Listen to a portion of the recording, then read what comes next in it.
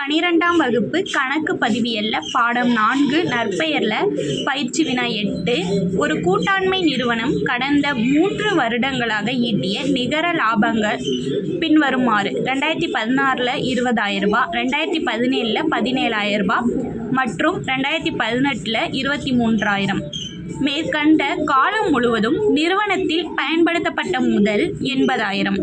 நிறுவனம் கொண்டுள்ள இடரினை கருத்தில் கொண்டு பயன்படுத்தப்பட்ட முதல் மீதான சாதாரண லாப வீதம் 15,000 என கருதப்பட்டது. உயர் லாபத்தில் 2 ஆண்டுகள் கொள்முதல் என்ற அடிப்படையில் நற்பெயரின் மதிப்பை கணக்கிடவும். உயர் லாபம் கண்டுபிடிக்க சொல்கிறாங்க. உயர் லாபம் கண்டுபிடிக்கணும்னா சராசரி லாபம் மைனஸ் சாதாரண லாபம் வேணும். இங்கே சாதாரண லாபமும் தெரியாது, நமக்கு சராசரி லாபமும் தெரியாது, நம்ம தான் கண்டுபிடிக்கணும். சாதாரண லாபம் கண்டுபிடிக்கிற ஃபார்முலா பயன்படுத்தப்பட்ட முதல் இன்ட்டு சாதாரண லாப விகிதம். பயன்படுத்தப்பட்ட முதல் 80,000 ரூபாய் கொடுத்துருக்காங்க. சாதாரண லாப விகிதம் அங்கே 15% கொடுத்துருக்காங்க. 15/100 பண்ணால் நமக்கு 12,000 ரூபாய் கிடைக்கும். அடுத்து சராசரி லாபமும் நமக்கு தெரியாது, அதனால் நம்ம கண்டுபிடிக்கணும். மொத்த லாபம் பை ஆண்டுகளின் எண்ணிக்கை. மொத்த லாபம் அங்கே ஒவ்வொரு ஆண்டுக்கும் உள்ள லாபம் வந்திருக்கு அப்படின்னு சொல்லியிருக்காங்க. அதை நம்ம கால்குலேட் பண்ணணும். 20,000 ரூபாய், 17, 23,000 ரூபாய்.